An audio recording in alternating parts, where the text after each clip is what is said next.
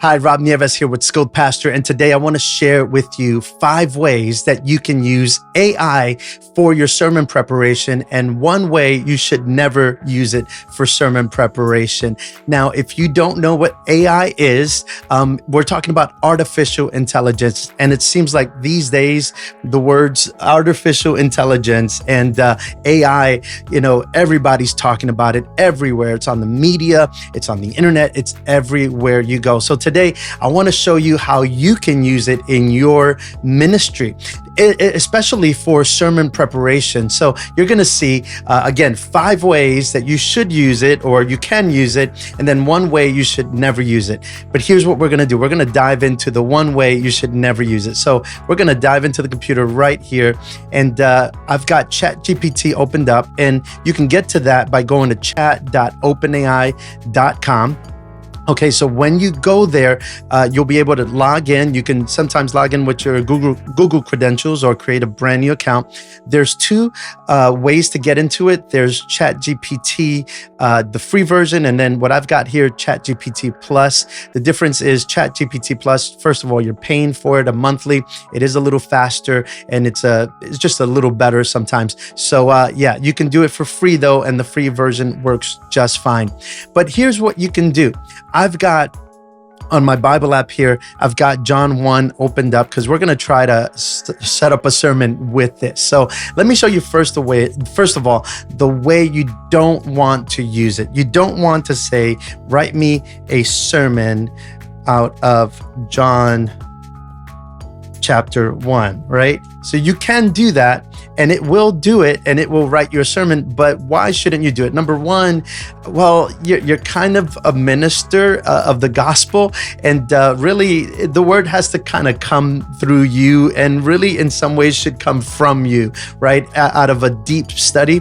If you do this, first of all, you're going to notice it doesn't give you a whole lot of content, right? It may be scripturally accurate, and I'll put maybe in quotes there, but really, was there any preparation there? Can you really preach this? And by the way, you think you can really cover even 30 minutes on that? Maybe your church might love it if you just preach that and you just read it aloud and be like, okay, it's a wrap. That might be a good thing for them. But no, truthfully speaking, this is not the way you want to use it. You don't want to say, write me a sermon out of a particular subject or a particular place in scripture. You don't want to do that. You'd be cheating yourself. You'd be cheating the people that you minister to. And it's just not a good thing. You're going to sound like a bot, not very personable at all. However, there are a few ways that you can use it. And the general approach would be to use it like an intern, like someone that's working with you, helping you gather material and just giving you information. Now, if you had an intern actually doing this, you're not just going to trust the intern, right? The intern might do some study, bring it back to you and say, hey, this is what I've got. But you're going to verify, make sure. And you need to keep that in mind also with ChatGPT. Because when you do that, you need to understand, first of all, ChatGPT has been given a bunch of information. And when it's been given a bunch of information, it's got just a plethora of information, some good, some not so good, right? Maybe some things that theologically you may agree with, and some theologically that you may not.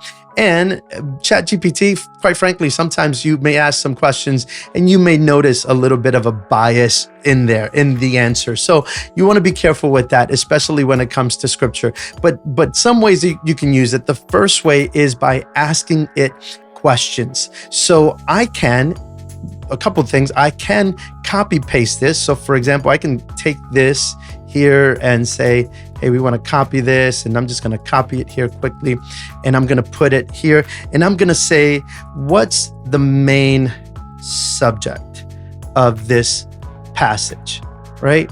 And all you're going to do here is you're going to paste it. So I'm just going to paste the text, and it will give you the main subject.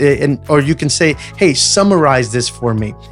Or you could ask, what are 3 points out of this passage, right?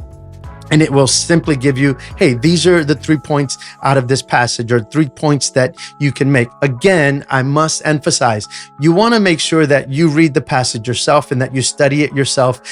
This is going to be a help. This shouldn't be a replacement for your study.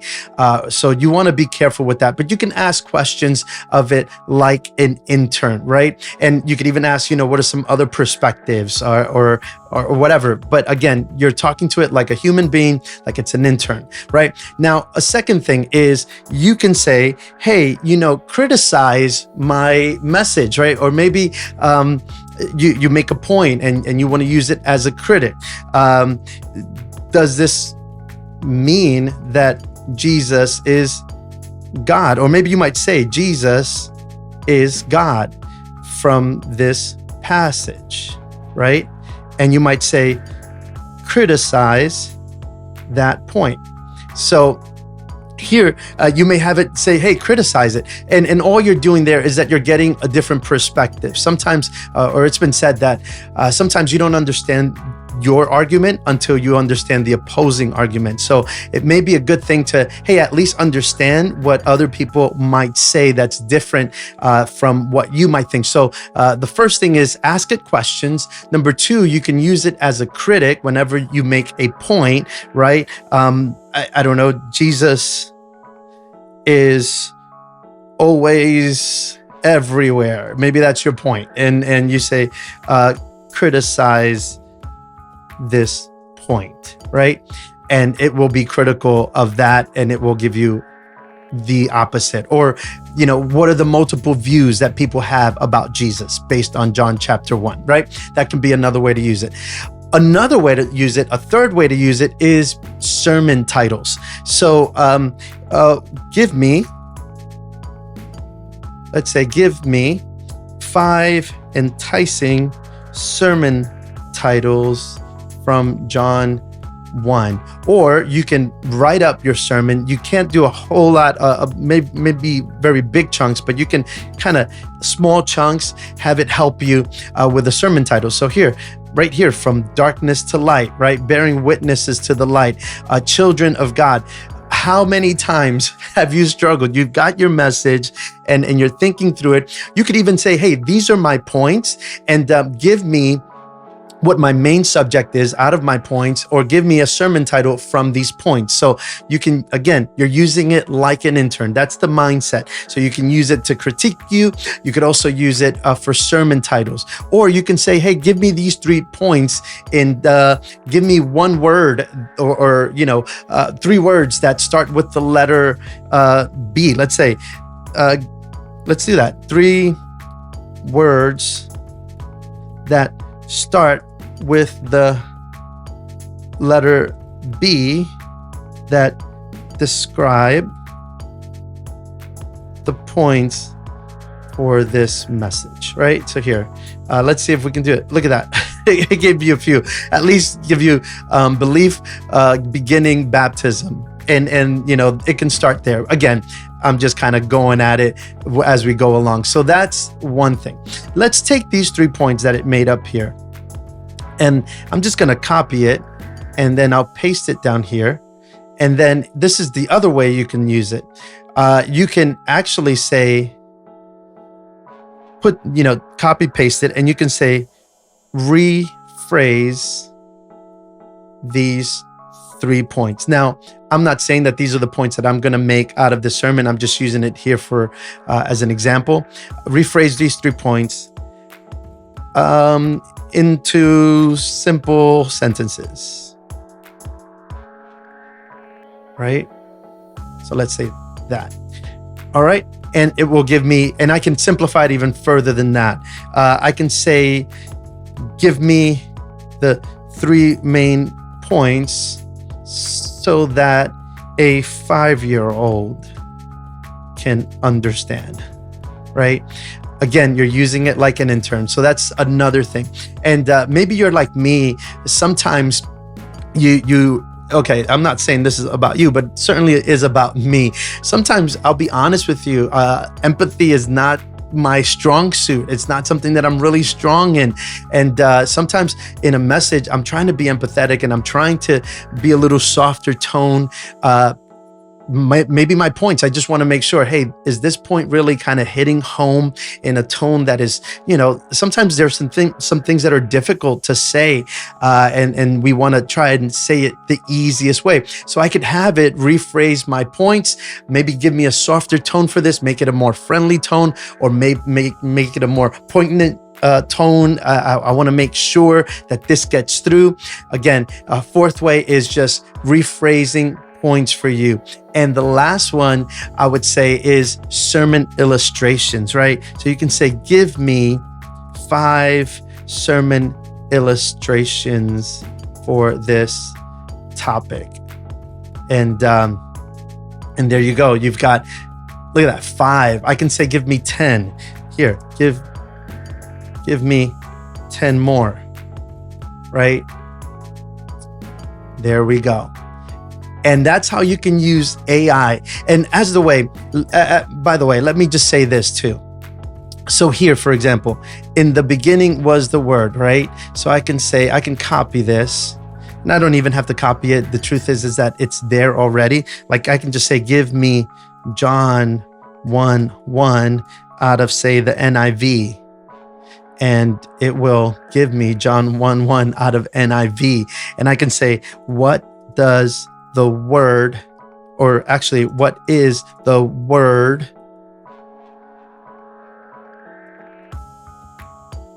in the Greek, and what does it mean in John 1:1?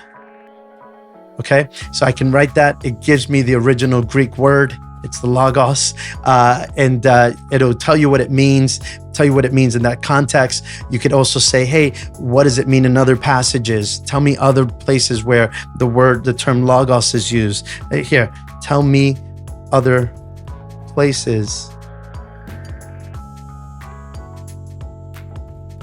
Oops, let's go there. And it will give you other places. Now, this is, again, you have to go back and you have to do your own study and make sure that what it's given you is good information, right? You're not just going to trust ChatGPT in the same way that you shouldn't have trusted Google, for example. And ultimately, for those of you that may comment below and be like, no, you shouldn't be using this at all. Let me tell you, if you ever use Google, pretty much you use ChatGPT. It's the same thing. ChatGPT is just smarter than Google, frankly. It will give you a more precise answer rather than you having to go through articles in Google. So, hey, use Google, use ChatGPT, but study to show yourself approved. All right. I hope that this is helpful. Hey, check the description for just some freebies and some things that are good for you as you're preparing your sermons. So feel free to comment below. Tell us, are you using AI? How are you using it? Do you not believe in using AI? Do you believe it's of the devil? Let us know how you feel. We definitely want to have that conversation. Well, we'll see you in the next video.